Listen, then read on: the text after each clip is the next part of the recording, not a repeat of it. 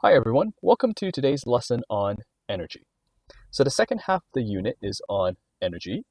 This lesson will first introduce the idea of energy before we start to learn how to calculate specific energies. So what is energy and why is energy important? Energy is the ability to make things move. In some cases, the motion is easy for you to see. Chemical energy in gasoline has the ability to move a car, or electrical energy has the ability to move skiers to the top of the hill. Sometimes, though, it is hard to see motion. Heart, for example, uses energy to pump your blood. During cooking, energy is added to the food that causes the food molecules to move faster and to cook. So just because we can't see it, it doesn't mean that there's no motion or that there is no energy. And finally, energy is the ability to make things move. It does not necessarily mean that the object must be moving. Sometimes the energy is stored. For example, the food we eat has chemical energy stored in it. The energy will become useful to your body only after you have digested the food. Energy is all around us, and we use energy all the time in our daily life. However, there are sometimes negative effects associated with using energy. For example, burning fossil fuels. Fossil fuels will create pollution. Now, in our environment, we have a lot of energy resources. Energy resource is defined as material in nature that can be changed into useful energy. Until about 500,000 years ago, food and sunlight were the only energy resources that people could use. Then they learned how to make fire, so chemical energy stored in the wood for heat and light. And today we have so much technology that allows us to use other energy resources. Examples include water wheels, windmills, fossil fuels, nuclear energy, and etc. Now, there are two types of energy resources today. The first type is called renewable energy resource. And so these are energy resources that can be renewed within an average human lifetime, so 75 years or less. Examples include materials from plants and from animals that we call biomass, or water, also known as hydroelectricity. Non-renewable energy resources, on the other hand, takes millions of years to renew. Once it gets used up, it is essentially gone forever. And a good example of this is fossil fuels. Now, when we look at energy itself, we can classify the energies into two main types: potential energy or kinetic energy. So let's start with potential energy. Potential energy is stored energy. Examples include electric energy that we may have learned back in Science 9, magnetic energy, elastic energy, nuclear energy, gravitational energy, as well as chemical energy, the energy stored in the chemical bonds. In our unit, we will mainly be looking at the gravitational energy. On the other hand, kinetic energy, this is the energy of motion, such as mechanical energy, sound energy, light or radiant energy. And in this unit, we will mainly be looking at mechanical energy or moving energy. Now, there are some energies that are a combination of both potential and kinetic energy. Thermal energy, for example, is the energy stored in the chemical bonds. At the same time, this energy results from the very small movements of the particles vibrating. When we're measuring energy, we want to measure it in joules. Sometimes we use kilojoules, so 1 kilojoule equals 1,000 joules. And sometimes we use calories. 1 calorie is 4.184 joules. Now, calories is mainly used kind of when we're talking about food energy, when we're trying to calculate how much energy you're getting from food, right? Counting calories. So let's start with kinetic energy. Once again, we are going to focus on mechanical or moving kinetic energy. This type of kinetic energy is calculated as 1/2 mv squared. Please note that the square here is only for the speed and not the mass. Okay, the square is only acting on the letter v and not the m for mass. So having said that, m is for mass, v is for speed.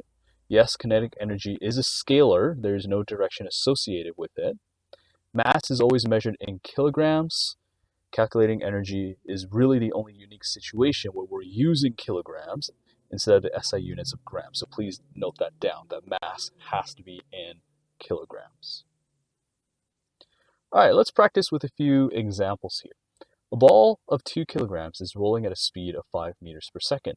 what is the kinetic energy. And so just like all our previous questions in the kinematics unit, we're going to start with the equation. So Ke equals 1/2 mv squared. Take a look at it. Yes, the equation is going to allow us to solve for kinetic energy. I don't have to manipulate it. All I have to do is plug in the values. So 1/2 equals 2 times 5 squared. Once again, that square is only acting on the 5. And when I calculate it, I get 3 times 10 to the power of 1 joules. Let's try another one. A ball of 3 kilograms has a kinetic energy of 108 joules. How fast is it rolling? We start with the same equation, but we're going to take a look at it and we're going to notice that this time we're trying to figure out v, or speed. Our equation is not set up to calculate for speed yet, so we're going to manipulate the variables. And if I manipulate the variables, I get v equals square root 2 times ke divided by m. Now, please pause the video right now and try to work out that manipulation of the formula. See if you can go from the original equation of ke equals 1/2 mv squared and manipulate it into the shown equation down below. Okay? You must make sure that you can actually manipulate the equation. Once we have manipulated this equation, we can plug in the values. Once again, we solve and we get 8 meters per second. So that was kinetic energy. Now for potential energy, I mentioned earlier that we will only be looking at gravitational potential energy. And so the equation for potential energy then will be mass times gravity times height. Mass is once again measured in kilograms. Okay, so once again, calculating energy is really the only exception here. G represents the gravitational force and will always be 9.8 meters per second square.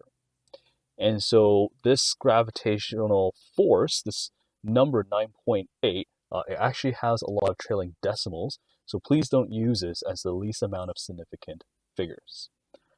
Height is measured in meters, potential energy is measured in joules. So let's take a look at an example.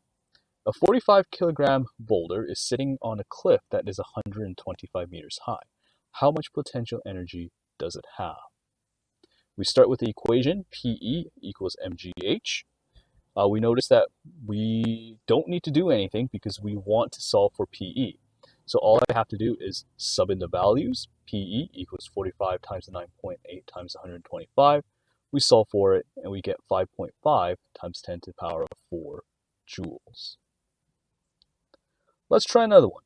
A 70 kilogram animal is at the top of the hill that is 5 meters high. How much potential energy does it have? Start with the equation.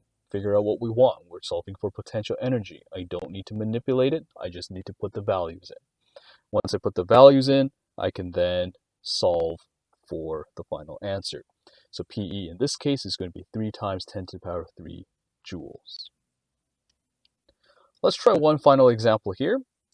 A car of 1,200 kilograms is at the top of a hill and has a potential energy of 35,000 joules. How high is the hill? So at this time, we do need to manipulate our equation to allow an equation to solve for h.